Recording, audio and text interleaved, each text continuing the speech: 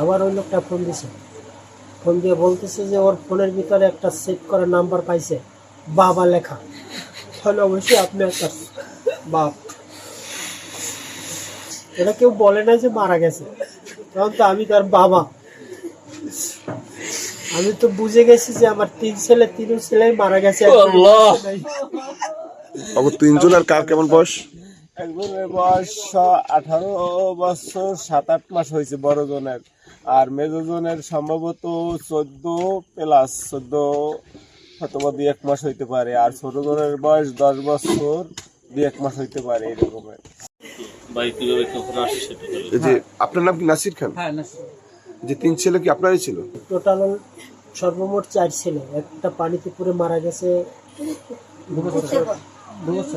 2 বছর আগে। এরপরে 3 ছেলে ছিল আর এই মেয়েটা। যাক, এখন আপনি কিভাবে কি খবর পেলেন একটু বলেন।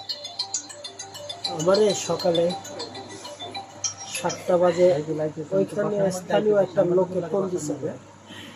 আপনি ছিলেন কোথায়? আমি তো রাঙামাটিতে থাকি। কি করেন ওখানে? আমি ডেলি কাজ করি এখানে। এখানে একটা লোকে ফোন দিছে, তো ফোন দেওয়ার পরে আমার তখন বিশ্বাস আসতেছে না, যেহেতু সকাল 6টা বাজে আমার ছেলে ঢাকা থেকে বাড়িতে আসছে। এই ছেলে 7টা সাড়ে 7টা বাজে কেমন অ্যাক্সিডেন্ট করে, তখন আমার মনের ভিতরে তখন বিশ্বাসটা আসে না। এরপরে মনে মনে চিন্তা করলাম যে ঘটনাটা কি। পরে আবার ওই লোকটা ফোন দিছে, ফোন দিয়ে বলতেছে যে ওর ফোনের ভিতরে একটা সেভ করা নাম্বার পাইছে, বাবা লেখা। তাহলে অবশ্যই আপনি একটা বাপ।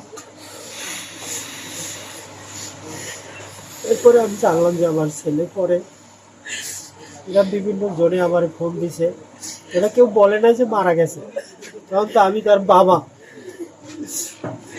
আমি তো বুঝে গেছি যে আমার 3 ছেলে মারা গেছে। আপনার এই 3 ছেলে আর আগে 1 ছেলে, 4 ছেলে, এই 4 ছেলেই ছিল? 4 ছেলেই মারা গেছে, একজন পানিতে পড়ে মারা গেছে। মালিক এখন তো আপনার আর কিছু রইলো না। কিচ্ছু রইলো না, আমি 0 শূন্য, আমার কিচ্ছু নাই। আল্লাহর কি লীলা, আল্লাহ পরীক্ষা করতেছে, তাও ঠিক আছে। একটা ছেলেকে রাখা যায় তো আমার জন্য। কি অন্যায় আমি করেছিলাম আল্লাহর কাছে? এমন কোন পাপ আমি করি নাই। আমার মনের ভিতরে বলে যে আমার কাছ থেকে সব সন্তানগুলো কেড়ে নিয়েছে আল্লাহ। এমন কোন জঘন্য পাপ আমি করি না। আমি কি পাপ করেছি সেটা তো আমার মনে জানে। আসলে ওরা আসলে কোথায়, মঠবাড়ি থেকে, গুলশাখালী থেকে কোথায়? গুলশাখালী থেকে আসলে কেরাতপুর বাজার, আমার শ্বশুর বাড়ি, ওখানে কিছু কাপড় চোপড় নিয়ে যাচ্ছিল। পরে লাশ কি হলো? লাশ পাথরকাটা থানায় নিয়ে গেছিল গাড়ি টাড়ি সহ। থানা থেকে হাসপাতালে নিয়েছে, হাসপাতাল থেকে আবার থানায় আনছে, থানা থেকে দিয়ে দিছে। এখন যে আজকে যে দুর্ঘটনা ঘটলো, 3 ভাই যে মারা গেল, আসলে এটা আসলে ওরা আসলে মঠবাড়ি থেকে কোথায় যাওয়া ছিল? কোথায়? গুলশাখাল থেকে ওরা কেরাতপুর রওনা হয়েছিল, কেরাতপুরে চাচার শ্বশুর বাড়িতে। সেখান থেকে ওরা ওই মানে সৎকার যাওয়ার পরেই ওরা ওইখানে দুর্ঘটনা শুনি আমরা যে এরকম ওইখানে গাড়ি অ্যাক্সিডেন্ট করছে। পরে তো শুনি যে আমরা ওইখানে আমাকে বাইক নিয়ে, পরে আমরা গেছি, আমরা 2 ভাই চলে গেছি, এল আমার মেজো ভাই আর আমি এলে বড়। এরপরে আমরা যাই দেখি 3 জন 3 জায়গায় পড়ে রয়েছে, 3 জায়গায় পড়ে রয়েছে। রাস্তায় গেল মোটর সাইকেলটা গেলে কিচ্ছু চিনা নাই।